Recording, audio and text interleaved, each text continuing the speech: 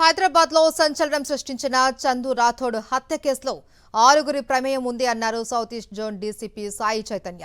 Builder తో పాటు నిర్వాసితుల వద్ద వసూలు చేసిన డబ్బు వ్యవహారం హత్యకు దారితీసింది అన్నారు.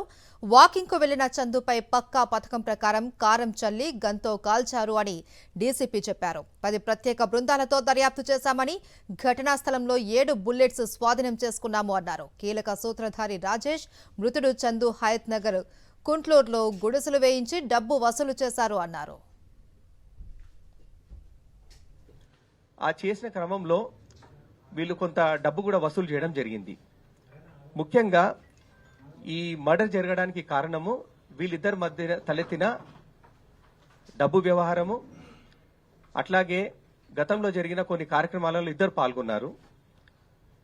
అందులో మొదటిది ఈ 13 మంది దగ్గర ఒక్కొక్కరు చొప్పున 1000 రూపాయలు కలెక్ట్ చేసి 13 లక్షల రూపాయలు వసూలు చేశాడు ఈ మృతుడు చందు అనే వ్యక్తి.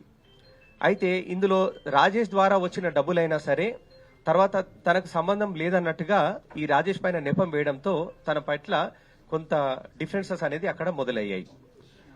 ఈ రెండో విషయము, చందు యొక్క బామ్మర్ది మరియు బాలరెడ్డి అనే ఒక బిల్డర్ ఉన్నాడు. వీళ్ళిద్దరు కలిసి కొన్ని కన్స్ట్రక్షన్ యాక్టివిటీలో ఉండగా వాళ్ళిద్దరి మధ్యలో పార్ట్నర్షిప్ విషయంలో కొంత గొడవ జరిగింది.